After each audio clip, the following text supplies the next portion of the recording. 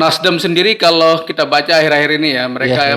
ingin melakukan konvensi di tahun 2022 dengan beberapa kandidat ya. Jadi ada Ridwan Kamil, Gubernur Jawa Barat, ada Ibu Khofifah, Hmm. ada Anies Baswedan, Dan kemudian ada TGB. TGB Zainul Majdi. Ya. Heeh. Jadi saya melihat bahwa tokoh-tokoh ini Mas Yani kita tahu mereka punya nama besar. Mhm, Ya. mhm, Artinya bahwa kalau mereka memimpin bangsa Indonesia ini, mhm, mereka pasti punya track record ya, punya modal mhm, yang bagus untuk melakukan perubahan begitu. Kalau kita mhm. lihat misalkan bagaimana track record Tuan Guru Bajang ya, Iya. Dr. Zainul Majdi misalkan di NTB, beliau sudah banyak sekali melakukan perubahan-perubahan ya, baik secara struktural maupun kultural ya. Iya. Selamat datang di New Perspective.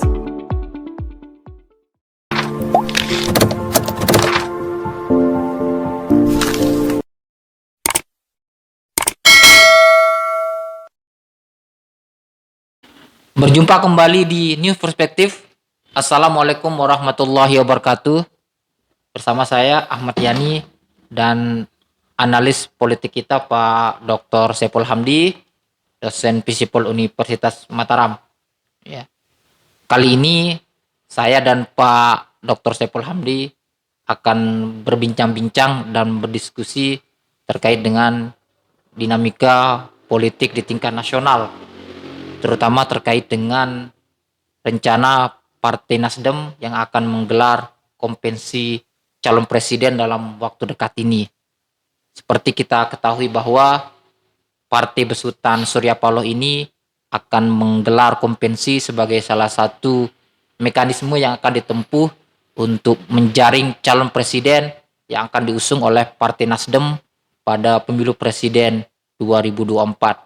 Dan dalam konvensi tersebut dipastikan akan ada 4 tokoh yang akan ikut serta atau mendaftar sebagai peserta konvensi, yaitu mantan gubernur NTB 2 periode Dr. TGB Zainul Majdi, gubernur Jawa Barat Ridwan Kamil, gubernur DKI Jakarta Anies Baswedan, dan gubernur Jawa Timur Khofifah Indar Parawangsa. Dan ini akan kita diskusikan dengan Pak Doktor terkait dengan peluang masing-masing figur ini, termasuk juga kita akan berdiskusi terkait dengan keunggulan dan kelebihan serta potensi yang dimiliki oleh masing-masing kandidat ini sehingga mereka berpeluang untuk dijagokan oleh Partai Nasdem. Termasuk juga nanti kita akan secara lebih detail lagi melihat khususnya terkait dengan putra NTB yakni Dr. TGB Zainul Majdi, seberapa peluang beliau untuk bisa memenangkan konvensi ini dengan keunggulan-keunggulan maupun kelebihan-kelebihan yang dimiliki beliau. Nah, langsung aja Pak Dr. Saiful Hamdi.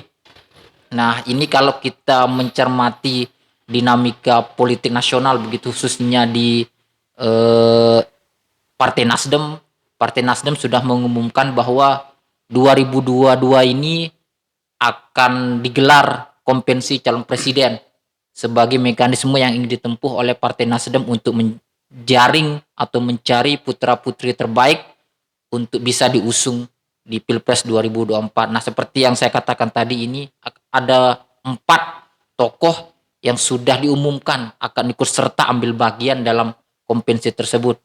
Nah, kalau dari pengamatan politik Pak Doktor begitu, seperti apa Pak Doktor melihat 4 figur ini yang akan ikut serta dalam konvensi Partai Nasdem itu untuk calon presidennya? Ya, terima kasih banyak Mas Yani. Kita kembali mendiskusikan tentang salah satu tradisi baru dalam politik di Indonesia, yaitu adanya konvensi calon presiden ya yang dilakukan oleh partai politik. Saya kira ini merupakan strategi yang bagus ya kalau kita melihat misalkan di Amerika, di negara-negara maju lainnya, mereka kemudian melakukan konvensi jauh sebelum masa kampanye begitu. Iya. Jadi Karena ini kita tahu kompensi ini kan sebagai bagian dari penjaringan ya Iya. calon-calon presiden yang ada. Jadi saya kira keuntungannya dua di sini Mas Yani. Yang pertama adalah bagaimana kemudian partai politik membuka ruang bagi tokoh-tokoh baru untuk ikut ya, di partai mereka, entah itu tokoh dari internal maupun tokoh-tokoh dari non internal ya, dari tokoh eksternal. Saya kira ini sangat penting. Nah, terus kedua kalau kita lihat konvensi ini jadi bagian dari sosialisasi juga ya terhadap partai itu sendiri, bagaimana kemudian partai itu dianggap sebagai partai yang inklusif, tidak hanya kemudian mencalonkan dari tokoh-tokoh mereka begitu. Nah, kalau kita lihat kan tradisi di Indonesia ini ketua partai selalu menjadi tokoh yang diandalkan ya oleh partai politik. Nah, ketika misalkan Nasdem ya melakukan konvensi, saya kira ini sangat bagus memberikan ruang bagi anak-anak muda untuk ikut andil di dalam konvensi tersebut. Nah, Nasdem sendiri kalau kita baca akhir-akhir ini ya, mereka ingin melakukan konvensi di tahun 2022 dengan beberapa kandidat ya. Jadi ada Ridwan Kamil, Gubernur Jawa Barat, ada Ibu Khofifah, ada Anies Baswedan, kemudian ada TGB Zainul Majdi. Jadi saya melihat bahwa tokoh-tokoh ini Mas Yani kita tahu mereka punya nama besar. Ya. Artinya bahwa kalau mereka memimpin bangsa Indonesia ini, mereka pasti punya track record ya, punya modal yang bagus untuk melakukan perubahan begitu. Kalau kita lihat misalkan bagaimana track record Tuan Guru Bajang ya, Dr. Zainul Majdi misalkan di NTB, beliau sudah banyak sekali melakukan perubahan-perubahan ya, baik secara struktural maupun kultural ya. Bagaimana saya kira ini problem besar Mas Yani. Bagaimana mengubah masyarakat secara kultural ya. Secara struktural bisa dilakukan dengan membuat kebijakan, tetapi kalau secara kulturalnya mandek, ini yang saya kira sangat sulit ya untuk masyarakat berubah. Nah, kemudian ada Ridwan Kamil di Jawa Barat ya. Beliau sebelumnya merupakan wali kota Bandung dan beliau cukup berhasil ya, sehingga beliau dipercaya oleh rakyat Jawa Barat untuk memimpin Jawa Barat di Pilkada tahun yang lalu. Nah, kemudian Khofifah Indar Parawangsa, beliau adalah tokoh muslimat NU, pernah menjabat sebagai Mensos dan sekarang menjadi gubernur di Jawa Timur. Lalu ada Anies Baswedan ini yang kita tahu Bang Anies ini menjadi tokoh yang kontroversi ya, ketika beliau men-take over kursi gubernur Basuki Cahayapurnama pada waktu itu. Ya tentunya kenapa kemudian menjadi kontroversi, karena berbagai politik identitas yang bermain pada waktu itu Mas Yani. Dan sekarang Bang Anies ini sudah dideklarasikan menjadi calon presiden oleh pendukungnya di seluruh Indonesia. Nah, ini saya kira menarik ya, bagaimana kemudian tokoh-tokoh ini tidak punya partai. Sebenarnya Khofifah mungkin lebih dekat ke PKB ya. Tetapi selama ini beliau juga seringkali bersinggungan dengan PKB ya. Misalkan kasus di Jawa Timur, beliau kemudian didukung oleh partai lain ya. Kalau Dan PKB juga menjagokan Muhaimin. Demokrat. Nah, kebetulan PKB menjagokan Muhaimin. Nah, artinya bahwa satu-satunya partai ya, mungkin ada juga partai lain nanti yang mencoba mendukung mereka. Salah satu partai yang bisa kemudian menjadi tempat mereka untuk mencalonkan diri adalah Partai Nasional Demokrat, pimpinan Bang Surya Paloh. Ya, kita tahu Bang Surya Paloh ini cukup getol ya, menyuarakan partai tanpa mahar. Ya, ini saya kira tradisi baru ya, karena Mas Yani kenapa kemudian di Indonesia ini orang ngotot membuat partai dan harus menjadi ketua umum, karena ini setorannya banyak ini. Jadi dia duduk-duduk aja udah banyak duit gitu kan. Setorannya besar. Iya, ini sumber keuangan yang luar biasa ini. Jadi saya kira bagus lah ketika misalkan Nasional Demokrat ini, Nasdem mencoba kemudian keluar dari tradisi yang menjadi perangkap ya buat partai-partai politik dengan slogan partai tanpa mahar. Iya. Nah, selanjutnya Pak Doktor, kalau kita lihat 4 tokoh ini kan tentu masing-masing punya kelebihan dan keunggulan. Nah, kalau kita bicara tokoh kita asal NTB, Pak Dr. TGB Zainul Majdi, beliau juga secara personal, kapasitas, intelektual tentu punya keunggulan lah, juga punya kelebihan. Nah, kalau dari pengamatan atau dari analisa politik Pak Doktor, apa potensi keunggulan atau kelebihan yang dimiliki oleh TGB dibanding rival-rivalnya yang 3 ini? baik Anies, Ridwan Kamil, Khofifah Indar Pawangsa, sehingga TGB ini layak dipertimbangkan oleh Partai Nasdem untuk diusung sebagai calon presiden atau calon wakil presiden di Pilpres 2024 begitu. Ya, terima kasih banyak Mas Ani. Saya kira ini selalu menjadi pertanyaan besar kita ya. Apakah tokoh dari wilayah yang kita anggap penduduknya kecil itu layak untuk dicalonkan? Saya kira dengan sistem demokrasi kita yang terbuka sekarang, kemudian menguatnya media-media sosial yang ada ini tidak terlalu berpengaruh apakah dia dari daerah kecil atau tidak. Saya kira nanti ketika dia punya popularitas, disukai oleh masyarakat, maka kemungkinan dia terpilih menjadi calon presiden itu sangat besar. Nah, kalau kita bandingkan 4 tokoh ini Mas Andi, saya tadi sudah katakan bahwa 4 tokoh ini punya integritas, punya kapasitas yang tidak bisa kita ragukan lagi. Dan mereka juga secara pendidikan sangat qualified ya. Kita tahu Anies Baswedan alumni dari Amerika ya, salah satu kampus di US. Kemudian Tuan Guru Bajang, beliau adalah alumni dari kampus yang sangat ternama di Timur Tengah, yaitu Universitas Al-Azhar. Kemudian ada Bang Ridwan Kamil, kemudian ada Ibu Khofifah. Saya kira dari segi pendidikan mereka sangat qualified. Cuman Mas Yani begini, yang kenapa kemudian TGB diuntungkan? Karena calon-calon ini kan kita lihat kayak Bang Ridwan Kamil ya. Beliau kemarin sudah di sebuah wawancara di televisi nasional, beliau mengatakan beliau memang siap menjadi calon presiden dan siap bergabung di partai politik. Tetapi beliau mengatakan bahwa beliau ingin memprioritaskan ya. Yang jadi prioritas adalah periode kedua di Jawa Barat. Ya. Karena bagaimanapun kan mereka butuh track record Mas Yani. Jadi selama ini kalau satu kali menjabat ya, ini nggak kelihatan kerja mereka ya, dengan berbagai PR yang kemudian dimiliki oleh tokoh-tokoh kita di daerah ya. Kita bicara kemiskinan, bicara lingkungan ya, bicara pengangguran, kemudian banyak sekali persoalan-persoalan kita di daerah, dan ini saya kira tidak bisa dilakukan dalam waktu satu periode. Jadi anggaplah kemudian misalkan Bang Ridwan Kamil ingin maju di Jawa Barat, kemudian Ibu Khofifah juga pasti ingin maju lagi periode kedua ya. Karena beliau baru satu periode di Jawa Timur. Nah, Bang Anies ini yang menarik Mas Adi. Jadi kalau Anies Baswedan, kalau kita lihat ya, kayaknya beliau ini gamblingnya sangat besar. Ya. Kalau misalkan beliau tidak maju di Pilpres, pasti saya yakin bahwa mungkin momentum beliau bisa hilang gitu. Atau misalkan ya beliau maju di Pilkada DKI, belum tentu juga beliau menang. Ini karena misalkan PDIP jagokan Risma ya, dengan gaya belusukannya Bu Risma yang suka marah-marah sama masyarakat gitu. Karena di Indonesia ini marah itu menjadi tren Mas Adi. Orang senang kalau dimarahin di Indonesia nih. Kalau nggak dimarahin nggak terkenal jadinya. Nggak terkenal gitu kan. Nggak, kalau marah tujuannya baik nggak ada masalah begitu. Ini kalau marah dengan dengan alasan yang nggak jelas, ini baru konyol namanya kan. Tapi kalau marah kemudian ada sesuatu kebenaran yang ingin diungkap, saya kira Bu Risma ini kita harus acungi jempol begitu. Nah, artinya bahwa ketiga tokoh ini kalau misalkan mereka mau maju, peluang terbesar mereka adalah di periode kedua di daerah masing-masing. Saya kira ini menjadi keunggulan, salah satu kesempatan lah buat TGB untuk maju. Kenapa kemudian saya katakan kan beliau lebih besar daripada ketiga tokoh ini, karena beliau sudah paripurna 2 periode di NTB dan punya track record yang bagus Mas Yani.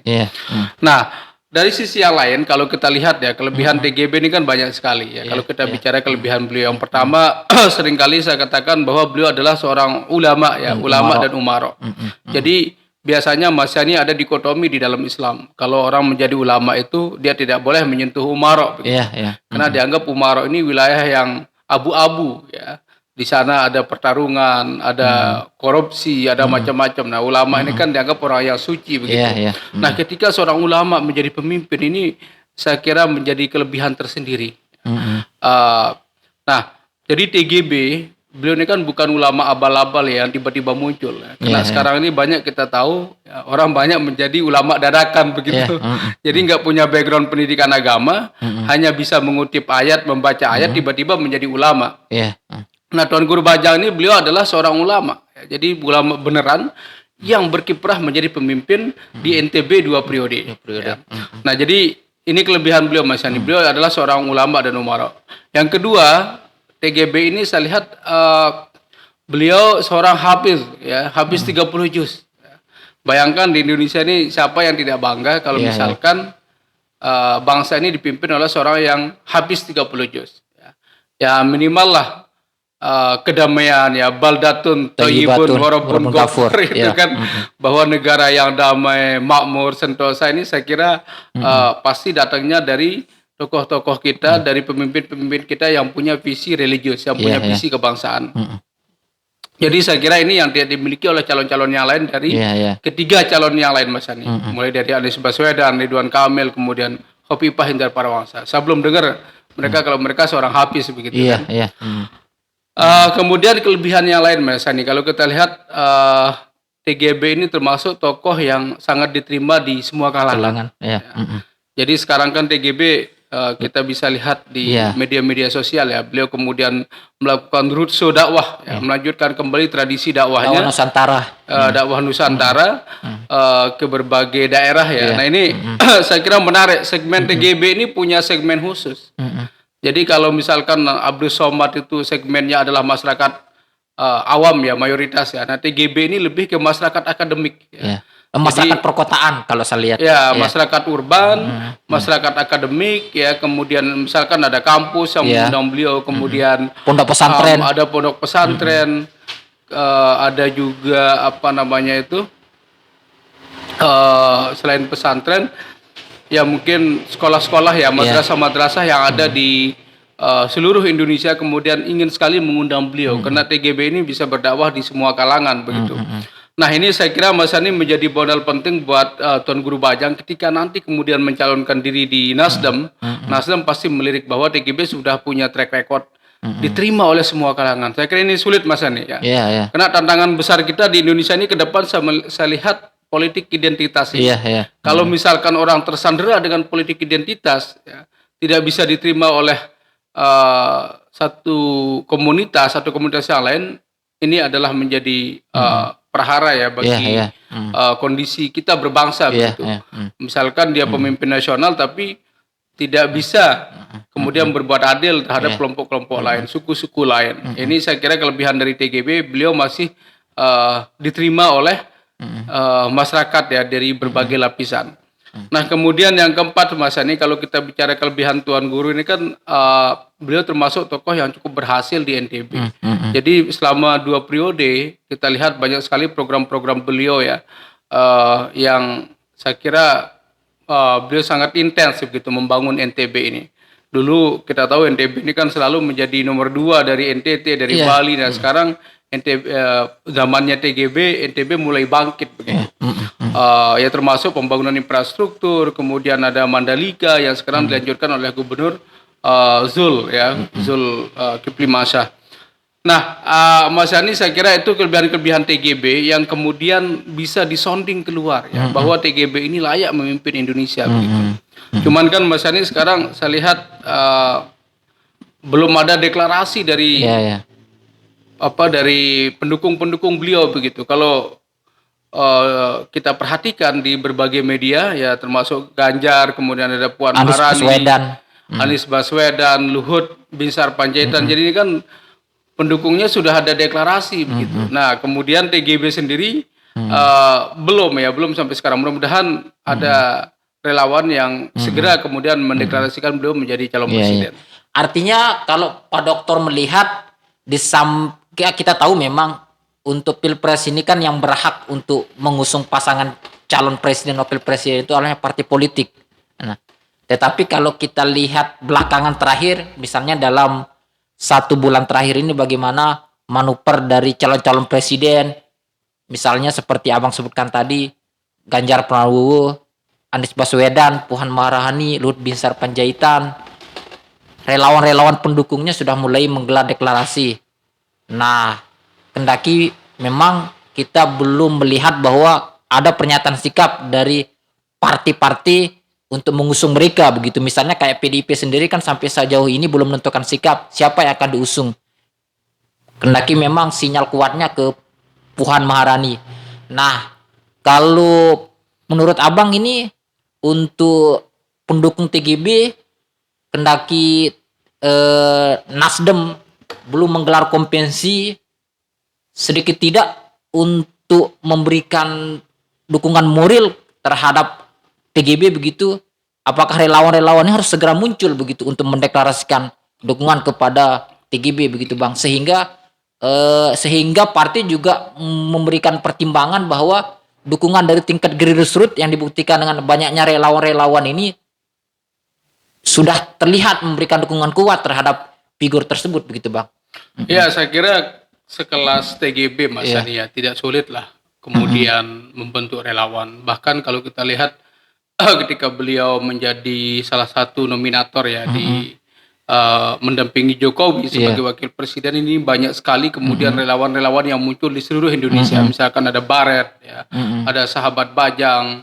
Saya kira banyak sekali relawan-relawan yang mereka membentuk diri begitu. Nah, sekarang Mas Yani kalau misalkan ada dorongan aja sedikit dari TGB, kemudian memberikan wewenang terhadap teman-teman yang mau mendeklarasikan beliau menjadi calon presiden, saya kira ini kemudian berhamburan Mas Yani, kelompok-kelompok yang akan muncul di seluruh Indonesia. Kita tahu kan Tuan Guru ini Mas Yani punya jaringan luas ya, dengan beliau memimpin dua lembaga yang saya lihat sangat sangat kuat dukungannya begitu, dan punya struktur hingga semua daerah begitu, dan punya struktur di seluruh Indonesia, termasuk misalkan ya kalau beliau sekarang kan menjadi ketua alumni Universitas Al-Azhar ya.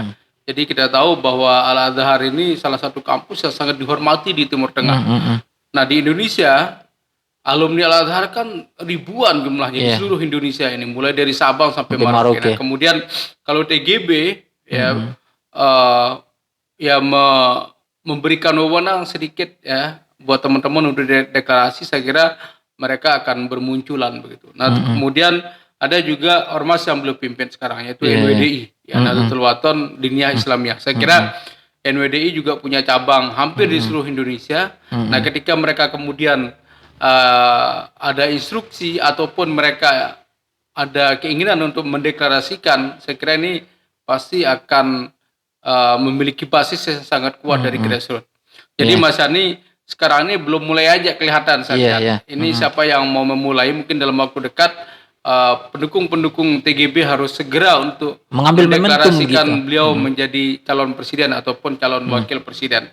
Karena kita tahu kalau sudah beliau masuk konvensi di Nasional Demokrat, ini artinya sudah ada kendaraan beliau. Ya, karena Mas Yani jujur aja, semua orang pengen jadi calon presiden kan. Yang nggak sekolah pun pengen jadi calon presiden gitu. Karena jadi presiden, jadi gubernur, jadi bupati ini nggak ada susahnya, duitnya udah ada. Fasilitas banyak, kan kita tinggal kerja aja kan. Lebih susah bangun pesantren nggak ada duitnya. Ya susah terpilih karena nggak ada yang milih, nggak ada partai gitu ya. Artinya Tuan Guru sudah inilah sekarang, udah udah ada partai politik, udah ada kendaraan sebagai tempat beliau untuk maju begitu. Saya kira tinggal kita dorong aja, tinggal didorong teman-teman relawan ini segera bergerak. Ya, artinya kalau dari pandangan Pak Dokter harus ada kolaborasi antara relawan partai dengan partai politik. Iya. Untuk sementara saya kira Mas Yani ya belum sampai ke tingkat kolaborasi.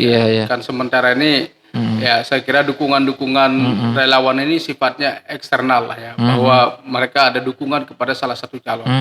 Nah, partai politik inilah yang kemudian melihat bahwa dukungan-dukungan ini menjadi power juga, Mas.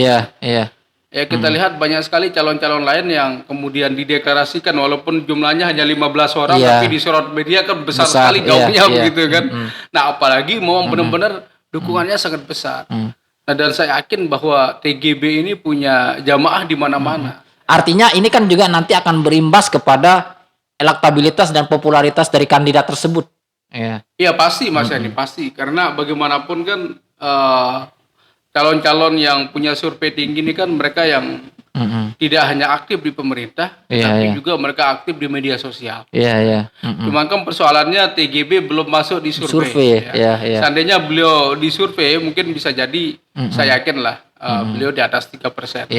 Nah, semestinya memang kalau saya lihat ya, ini mungkin menjadi momentum yang tepat bagi relawan-relawan TGB untuk segera mendeklarasikan diri. Artinya ketika sudah banyak deklarasi dukungan terhadap TGB dari relawan atau dari masyarakat grassroots, tentu juga akan menjadi pertimbangan oleh lembaga-lembaga survei untuk memasukkan nama beliau, karena sepengetahuan saya seperti diskusi kita sebelumnya itu, kalau pada survei 2020 dan awal-awal 2021 nama TGB ada.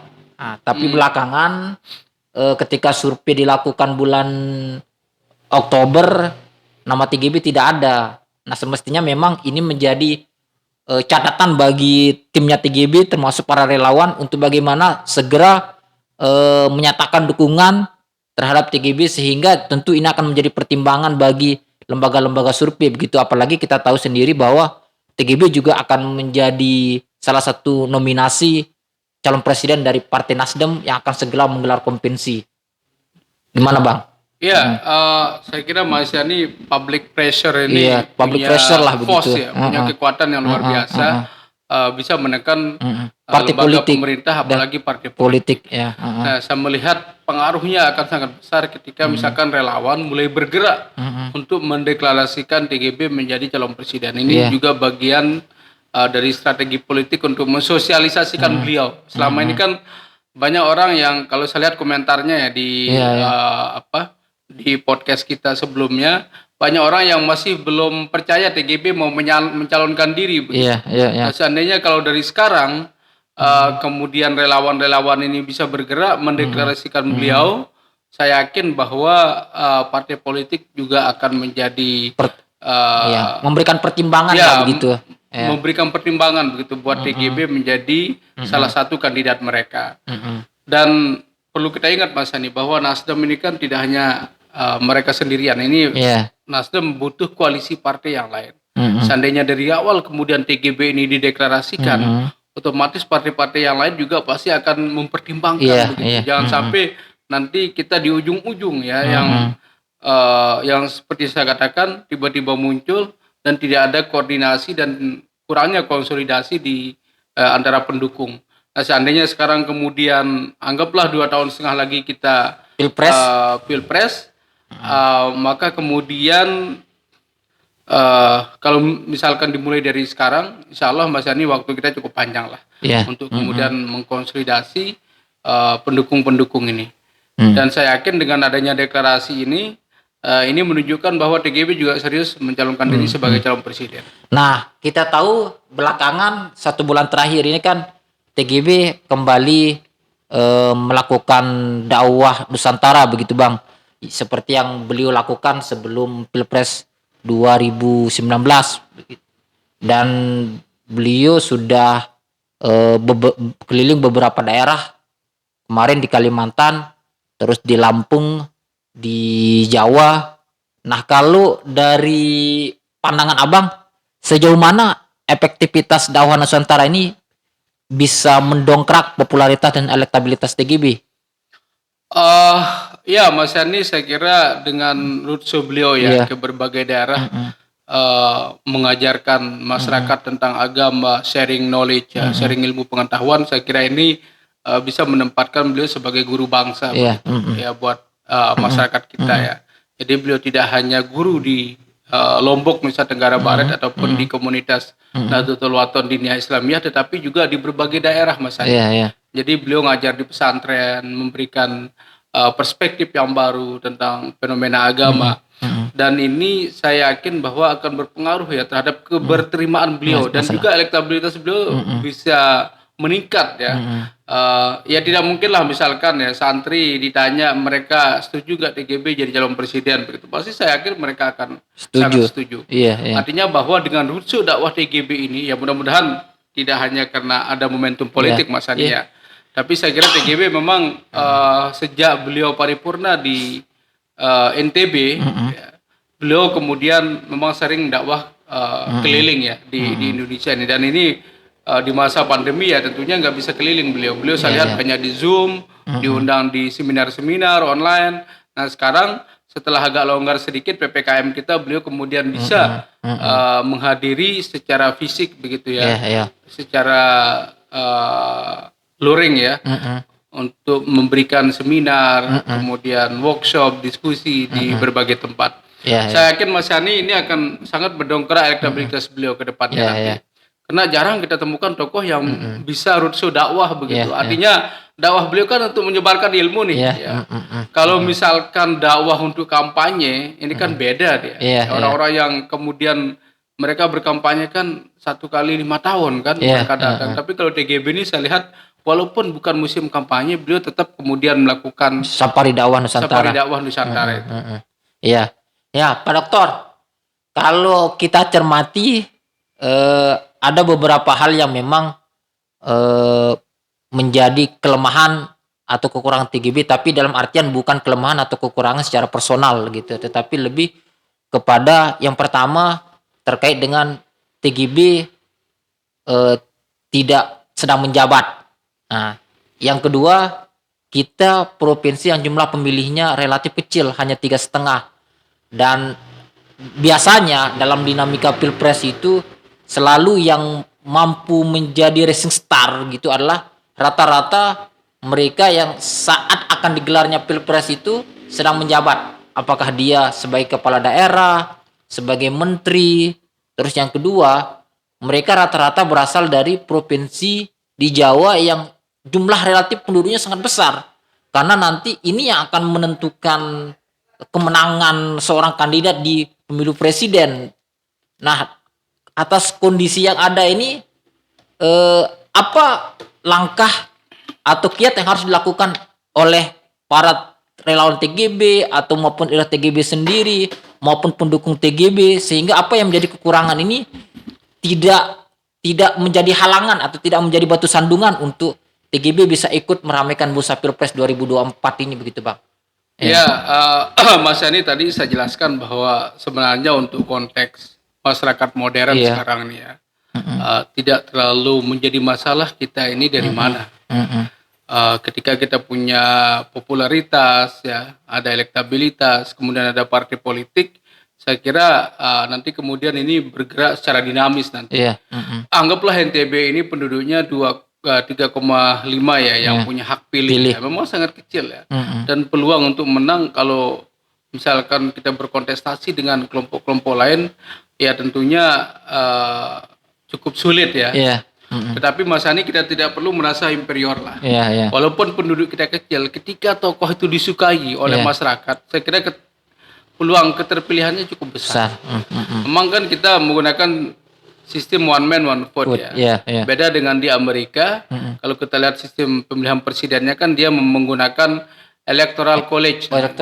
Ya, jadi bahwa anggota-anggota dewan juga memilih di berbagai daerah itu, tidak hanya kemudian masyarakat ya. Jadi nah ini bedanya dengan dengan sistem kita di Indonesia, Mas Yani. Nah, tadi bicara TGB ya. Walaupun beliau tidak menjabat sekarang, saya yakin bahwa ini peluang beliau untuk mendekati masyarakat harus memang lebih intens. Ya, jadi bagaimana kemudian TGB ini seharusnya ya memanfaatkan peluang-peluang ini untuk memang ya udah, kalau memang beliau fokus untuk mencalonkan diri jadi calon presiden, ya siapa tahu jalannya, artinya jalannya udah ada. Ya who knows ya, nasib siapa tahu Mas. Karena pemimpin dunia kalau kita lihat sejarahnya banyak yang berasal dari kampung-kampung, desa-desa tidak terkenal. Misalkan Soeharto itu dari Sleman, Jogja, daerah kecil ya. Kemudian Saddam Hussein itu kan bahkan siapa yang menyangka Barack Obama? Barack Obama kan dari kulit hitam. Dari kulit hitam yang biasanya dinominasi oleh kulit putih. Dan dia bisa menjadi calon presiden dan menang kan pada Pilpres di US. Nah, ini yang saya bilang Mas Yani, bahwa kita tidak perlu merasa inferior. Karena banyak orang Lombok sendiri kemudian selalu merasa inferior begitu, bahwa kita ini penduduk kita kecil, tidak bisa menjadi pemimpin. Ya, saya kira saatnya lah bahwa sistem demokrasi kita ini memberikan kita peluang yang sama, ekualitas yang sama ya dalam berbagai aspek. Saya kira ini menjadi momentum begitu untuk bisa kita ambil. Jangan sampai kemudian kita terpuruk terus dengan pola-pola pemikiran yang negatif, Mas Yani. Bahwa tokoh kita nggak bisa jadi menteri, tokoh kita nggak bisa jadi calon presiden. Kita perlu buang jauh-jauh ini. Karena seperti yang saya katakan tadi, dengan adanya berbagai media sosial yang muncul, ini kan banyak ruang kita untuk muncul di publik. Jadi saya yakin Mas Yani bahwa tidak terlalu berpengaruh ya dengan kondisi populasi kita yang kecil ini kemudian menjadi pertimbangan partai. Mereka perlu melihat popularitas seorang calon begitu. TGB ini kan sudah punya basis jamaah di mana-mana melalui jaringan alumni Al-Azhar, Dan kemudian ada Ormas. NWDI. Saya kira beliau sangat sangat marketable lah Iya. untuk menjadi calon presiden. Dan ini tentu perlu dipertimbangkan oleh partai politik. Siap. Berapa sudah? Berapa? Sudah berapa makanya? Cukup lah ya. Cukup. Ya.